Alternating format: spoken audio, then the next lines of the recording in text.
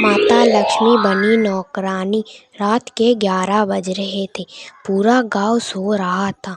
माता शारदा और बेटा रमेश को नींद नहीं आ रही थी। वह सोफा पे बैठ के टीवी देख रहे थे। रमेश की पत्नी, जो दिन भर काम करके थोड़ी देर के लिए अपने बेडरूम में बेड के ऊपर जाके बैठती है और कहती है, हे ईश्वर, मुझे अगली बार जब जन्म दीजिएगा तब मुझे औरत मत बनाइएगा, बल्कि पुरुष रूप में भी जन्म मत दीजिएगा, मुझे जानवर बनाइएगा। और अगर हे ईश्वर ऐसा ना हो पाए तो मुझे एक अमीर लड़की बनाकर जन्म दीजिएगा, ताकि दहेज के लिए सास और पति से लांछन न सहना पड़े। रानी जैसी जिंदगी हो जो कि सबसे महत्वपूर्ण हो। प्रार्थना करते करते अमृता की आंख लग जाती है, जिस वजह से वह नीचे ही सो जाती है जमीन पे। टीवी देख रही शारदा की नज़र टीवी पे टाइम के पास जाती है। वह देखती है कि अभी 11:20 हो रहे हैं। फिर बेटा रमेश और माता शारदा और हॉल रूम से बेडरूम की तरफ चले जाते हैं। वे वहां पहुंचकर देखते हैं कि अमृता सोई हुई रहती है और अमृता की 5 साल की बेटी नीता बेड पे सो रही थी। शारदा कहती है, बेटा रमेश तू रुक, मैं अभी आती हूँ चाकू लेके, इसका नाटक एक बार में ही खत्म कर दूंगी। फिर माँ शारदा चाकू लेने चली जाती है और थोड़ी देर में ही वह चाकू लेके आ जाती है। बेटा रमेश तू रुक, मैं अभी इसका खेल खत्म कर देती हूँ, बहुत नाटक करना सीख गई है। नहीं माँ, तुम अपनी हाथ का उपयोग नहीं करोगी, नहीं तो कई दफा शरीर के उंगलियों के निशान शरीर पे रह जाते हैं। अगर उसके पिता रघुपति को किसी भी तरह से शक हुआ तो वो पोस्टमार्टम करवा सकता है। हमने मारा है ये साबित हो जाएगा। नहीं, फिर तो हमें जेल हो जाएगी। नहीं नहीं, मुझे नहीं जाना जेल। इसलिए माँ, ये चाकू मुझे दो, मैं उसे सावधानी से मारूंगा और लास्ट में चाकू उसके हाथों में ही पकड़ा दूंगा। ऐसा बोलता है रमेश, वैसा ही होता है। जब रमेश चाकू मारने के लिए नीचे झुकता है तभी अमृता उठ जाती है और उसे देख के वह दोनों को देख के आश्चर्यचकित रह जाते हैं।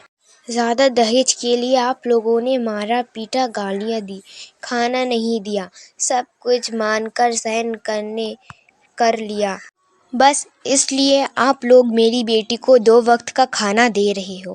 आज आप लोगों को मेरी जान लेते हुए थोड़ी भी झिझक नहीं हुई, ये जानती हुई कि मेरे पेट में एक बच्चा पल रहा है, इसके बाद भी मेरा यहाँ रहना सही नहीं है, ये मैं समझ गई हूँ। क्या तुम हमें घर छोड़ के जाने की धमकी दे रही हो? नहीं सासू माँ, वैसे तो मैं चली जाऊंगी, उससे पहले एक बात कहना चाहूंगी। आप औरत नहीं, आप चूड़ी बिंदी साड़ी लपेटकर बस बिना मूंछों वाले आदमी से कम नहीं हो। ऐसी बात सुनकर शारदा को बड़ा गुस्सा आ जाता है और शारदा अमृता को जोर से लात मारती है। अमृता बेड के पास जाके गिरती है और माँ, दादी और पापा आपको मार रहे हैं ना? बेटा, वो मुझे क्यों मारेंगे भला? वो तो ये पूछ रहे थे कि कल क्या पकाना है। तो ठीक है, मैं अभी बाथरूम से आती हूँ। फिर नीता वहाँ से चली जाती है बाथरूम की तरफ। पता नहीं कैसी किस्मत है मेरी, माता लक्ष्मी भी अमीरों के घर में ही रहती है, मेरी जैसी गरीब बहू के घर आती ही नहीं। मैं चाहे कितनी भी कोशिश कर लूँ, उन्हें मैं रोक नहीं पाती, वो मुझे छोड़कर चली जाती है। हाँ, माँ लक्ष्मी को भी बस अमीर लोग ही चाहिए, उन्हें बदबूदार गरीब बिल्कुल पसंद नहीं, पर क्यों वह उनके साथ ज़्यादा दिनों तक नहीं रहती, क्योंकि आप जैसे लोग चाहे कितना भी हो कभी खुश नहीं रहते।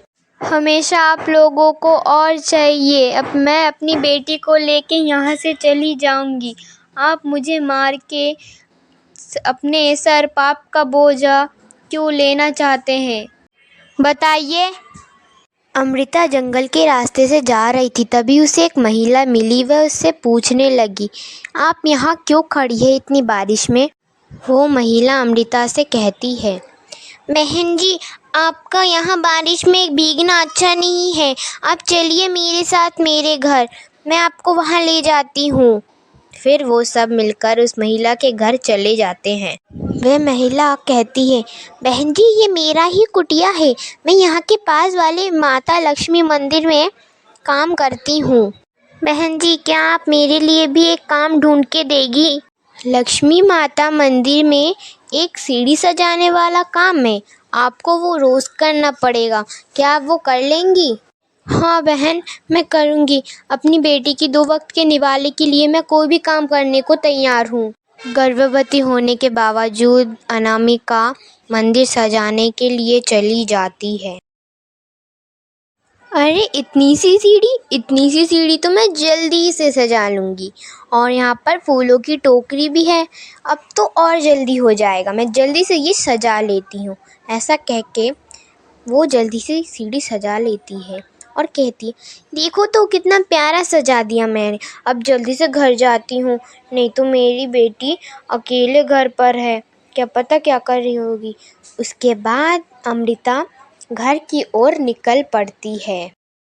ऐसे करके कुछ महीने बीत जाते हैं। एक दिन नीता की माँ बीमार हो जाती है। नीता माँ लक्ष्मी की तस्वीर के सामने खड़ी होकर बोलती है, माँ लक्ष्मी, मेरी माँ को बुखार आया है।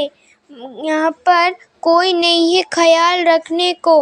मैं तो छोटी सी बच्ची हूँ, मुझे नहीं पता क्या करना चाहिए, इसलिए मेरी माँ आज सीढ़ी सजाने नहीं आ पाएंगी। आप मेरी माँ को क्षमा कर दीजिएगा। तभी एक चमकदार रोशनी के साथ माँ लक्ष्मी वहाँ प्रकट होती है। नीता माँ लक्ष्मी को प्रणाम करती है और माँ लक्ष्मी एक चमकदार रोशनी उसकी माँ के ऊपर फेंकती है। तभी वह उठकर खड़ी हो जाती है अमृता, और माँ लक्ष्मी एक और चमकदार रोशनी से उन्हें 3 सोने के घड़े में सोने के सिक्के भरे दे देती है। उसके बाद वह दोनों सोने के सिक्के देख के बहुत ही खुश हो जाते हैं। उसके बाद से वह माँ और बेटी खुशी खुशी रहने लगते हैं।